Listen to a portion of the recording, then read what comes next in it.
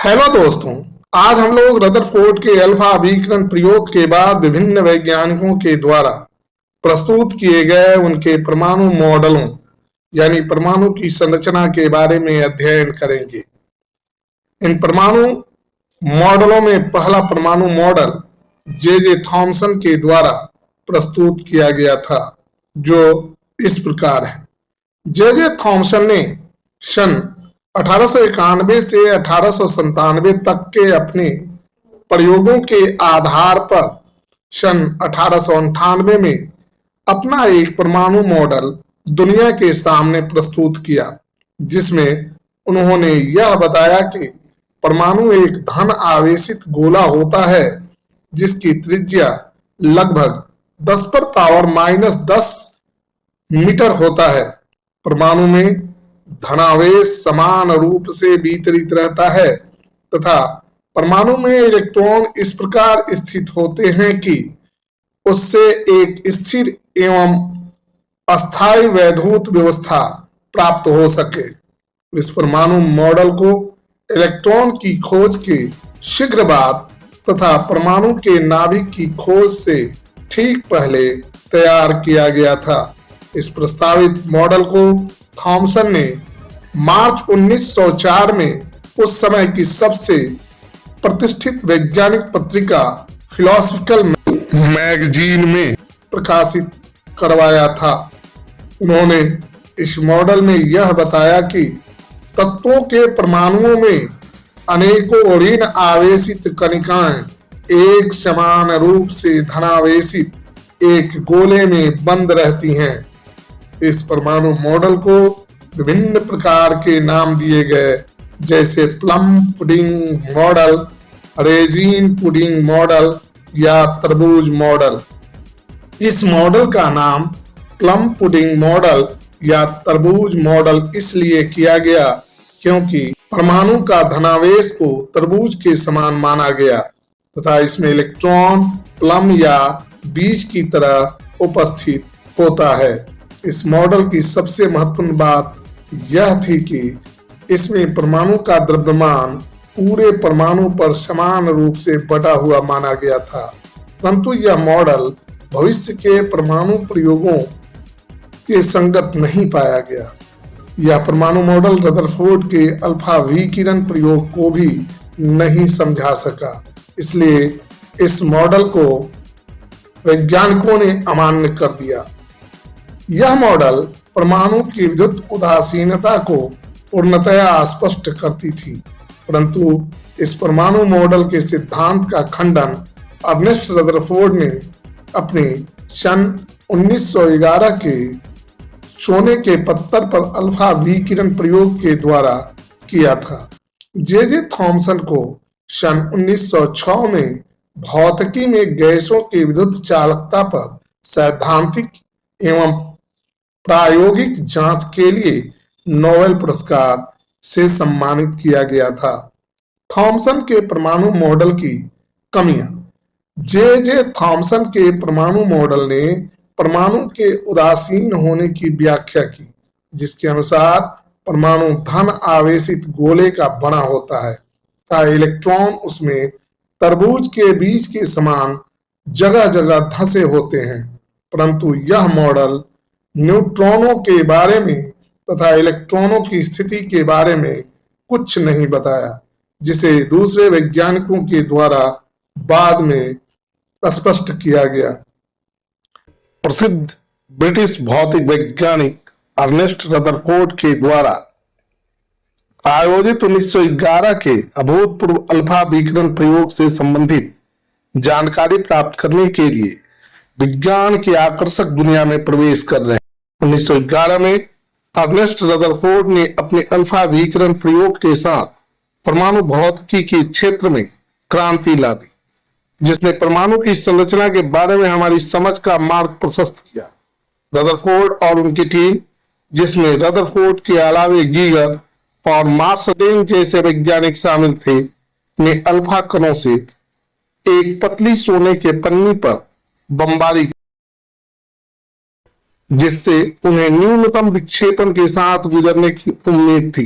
हालांकि उन्होंने जो खोजा वह वास्तव में क्रांतिकारी था। इस प्रयोग के क्रम में उन्होंने देखा कि अधिकांश अल्फा किरणें सोने की पन्नी को सीधे पार कर जाती, जबकि कुछ अल्फा किरणें अपने मार्ग से विचलित होती हैं तथा लगभग 12,000 अल्फा कणों में से एक अल्फा कण जिस मार्ग पर जाती हैं उसी मार्ग पर सोने की पन्नी से टकराकर वापस लौट आती हैं। इस प्रयोग के आधार पर अर्नेस्ट रदरफोर्ड और उनकी टीम ने निम्नलिखित निष्कर्ष निकाले।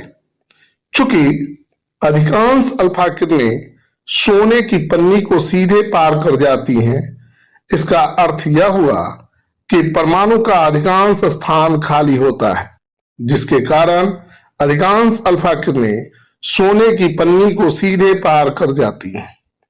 कुछ अल्फा किरणें अपने मार्ग से विचलित होती हैं, जिसका अर्थ यह हुआ कि चूंकि अल्फा किरणें धन आवेशित होती हैं तथा परमाणु में धन आवेश का वितरण असमान होता है, जिसके कारण कुछ अल्फा कण अपने मार्ग से विकर्षित होकर छोटे कोणों से विचलित होती हैं।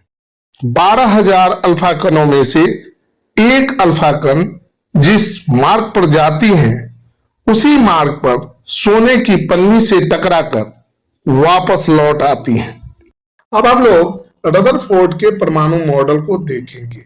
उपरोक्त अवलोकनों और निष्कर्षों के आधार पर रदरफोर्ड ने अपने परमाणु मॉडल को दुनिया के सामने प्रस्तुत किया। उन्होंने बताया कि किसी परमाणु का धनात्मक आवेश और अधिकांश द्रव्यमान उसके अत्यंत छोटे आयतन में केंद्रित होता है, जिसे उन्होंने परमाणु का नाभिक कहा। रदरफोर्ड के मॉडल ने प्रस्तावित किया कि ऋणात्मक रूप से आवेशित इलेक्ट्रॉन परमाणु के नाभिक के चारों ओर घेरे रहते हैं, और उन्होंने यह भी दावा किया कि नाभिक के आसपास के इलेक्ट्रॉन वृत्ताकार पथों में तेज गति से नाभिक के चारों ओर घूमते हैं। उन्होंने इन वृत्ताकार पथों को कक्षा नाम दिया, अर्थात रदरफोर्ड के अनुसार परमाणु के नाभिक के चारों ओर इलेक्ट्रॉन ग्रहों के समान गति करते हैं।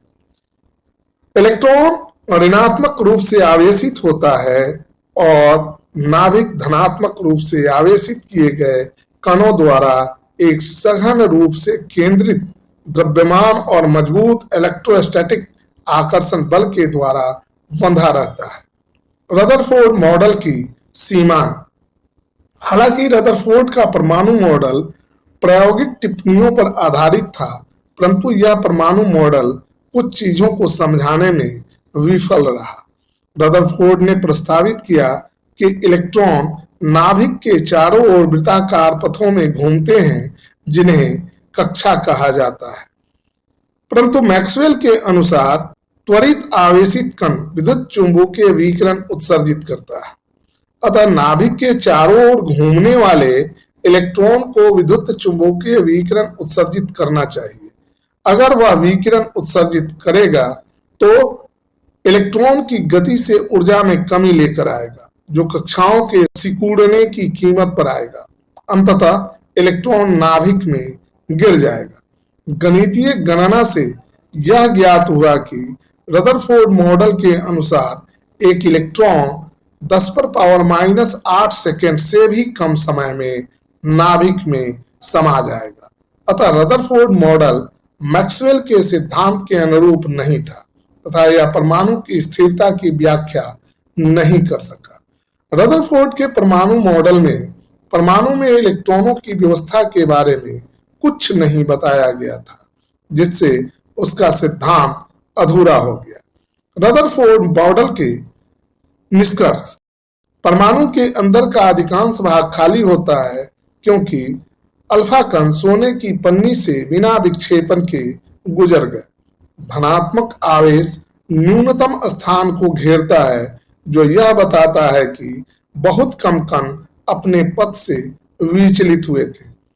लगभग 12,000 अल्फा कणों में से एक अल्फा कण का 180 डिग्री घूमना अर्थात अपने रास्ते पर जिस पर वह गई थी लौट आना, यह दर्शाता है कि सोने के परमाणु का सारा धनात्मक आवेश और द्रव्यमान परमाणु के भीतर बहुत कम स्थान में केंद्रित था। रदरफोर्ड के परमाणु मॉडल के दोष: इलेक्ट्रॉनों की गति उनके द्वारा निर्दिष्ट नहीं की गई थी और इसके अस्थिर होने की उम्मीद थी। वृत्ताकार कक्षा में कोई भी कण त्वरण से गुजरता है। त्वरण के दौरान आवेशित कण ऊर्जा उत्सर्जित करेंगे। इस प्रकार घूमने वाला इलेक्ट्रॉन ऊर्जा खो देगा और अंततः नाभिक में गिर जाएगा। यदि ऐसा होता तो परमाणु अत्यधिक अस्थिर होता, हालांकि ऐसा नहीं होता है। प्रारंभिक परमाणु मॉडल में बहुत सारी विसंगतियां थी, फिर भी वे कुछ प्रयोगात्मक परिणामों की व्याख्या करने में विफल रहे, परंतु उन्होंने क्वांटम यांत्रिकी की दुनिया में भविष्य के विकास का आधार बनाया था। बोर का परमाणु मॉडल: 1913 में डेनिश वैज्ञानिक निल्स बोर ने परमाणु का एक नया मॉडल प्रस्तुत किया। यह रदरफोर्ड के परमाणु मॉडल के संशोधन के साथ अस्तित्व में आया था। रदरफोर्ड ने अपने परमाणु मॉडल में यह बताया था कि नाभिक धन आवेशित कणों से मिलकर बना होता है जो ऋण आवेशित इलेक्ट्रॉनों से घिरा होता है। बोर मॉडल का परिचय: बोर सिद्धांत ने परमाणु संरचना को यह समझाते हुए संशोधित किया कि इलेक्ट्रॉन निश्चित कक्षाओं में नाभिक के चारों ओर घूमते हैं। उन्होंने यह भी समझाया कि प्रत्येक कक्षा में एक निश्चित ऊर्जा होती है। रदरफोर्ड ने परमाणु के नाभिक की व्याख्या की, जबकि निल्स बोर ने परमाणु के मॉडल में इलेक्ट्रॉनों और उनके ऊर्जा स्तरों में संशोधन किया। बोर के परमाणु मॉडल में एक छोटा सा नाभिक जो धन आवेशित होता है तथा इस नाभिक के चारों ओर कक्षाओं में घूमने वाले ऋण आवेशित इलेक्ट्रॉनों से घिरा होता है। निल्स बोर ने पाया कि नाभिक से दूर स्थित इलेक्ट्रॉन में अधिक ऊर्जा होती है और जो इलेक्ट्रॉन नाभिक के करीब होता है उसमें कम ऊर्जा होती है। बोर के परमाणु मॉडल की अभिधारणाएं: एक परमाणु में ऋण आवेशित इलेक्ट्रॉन धन आवेशित नाभिक के चारों ओर एक निश्चित वृत्ताकार पथ में घूमते हैं, जिन्हें कक्षा या कोष कहा जाता है। प्रत्येक कक्षा या कोष की एक निश्चित ऊर्जा होती है और इन गोलाकार कक्षाओं को कक्षीय कोष के रूप में जाना जाता है। ऊर्जा स्तर को यानी कक्षाओं को एक पूर्णांक यानी n बराबर 1, 2, 3, 4 के द्वारा निरूपित किया जाता है, जिसे क्वांटम संख्या के रूप में भी जाना जाता है। क्वांटम संख्या की यह सीमा नाभिक की ओर से शुरू होती है, जिसमें n बराबर 1 का ऊर्जा स्तर सबसे कम होता है। कक्षाओं को n बराबर 1, 2, 3, 4 या KL, MN आदि के रूप में निर्दिष्ट किया गया है। कक्षा में जब कोई इलेक्ट्रॉन न्यूनतम ऊर्जा स्तर को प्राप्त करता है तो इसे जमीनी अवस्था कहा जाता है। एक परमाणु में इलेक्ट्रॉन आवश्यक ऊर्जा प्राप्त करके निम्न ऊर्जा स्तर से उच्च ऊर्जा स्तर की ओर बढ़ता है और एक इलेक्ट्रॉन अपना ऊर्जा खोकर उच्च ऊर्जा स्तर से निम्न ऊर्जा स्तर की ओर बढ़ता है। निल्स बोर का परमाणु मॉडल जीमैन प्रभाव अर्थात परमाणुओं के स्पेक्ट्रा पर चुंबकीय क्षेत्र के प्रभाव की व्याख्या करने में असफल रहा। यह मॉडल स्टार्क प्रभाव अर्थात परमाणुओं के स्पेक्ट्रा पर विद्युत क्षेत्र के प्रभाव की व्याख्या करने में असफल रहा। यह मॉडल हाइजेनबर्ग के अनिश्चितता के सिद्धांत का उल्लंघन करता है। यह मॉडल बड़े परमाणुओं से प्राप्त स्पेक्ट्रा की व्याख्या करने में असफल रहा। इस प्रकार दोस्तों, आज हमने विभिन्न वैज्ञानिकों के द्वारा प्रस्तुत किए गए परमाणु मॉडलों के बारे में जाना। इसके अगले वीडियो में हम लोग परमाणु में प्रोटॉन की खोज के बारे में जानकारी प्राप्त करेंगे। तब तक के लिए मैं कन्हैया जी पांडे आपसे विदा लेता हूं। धन्यवाद।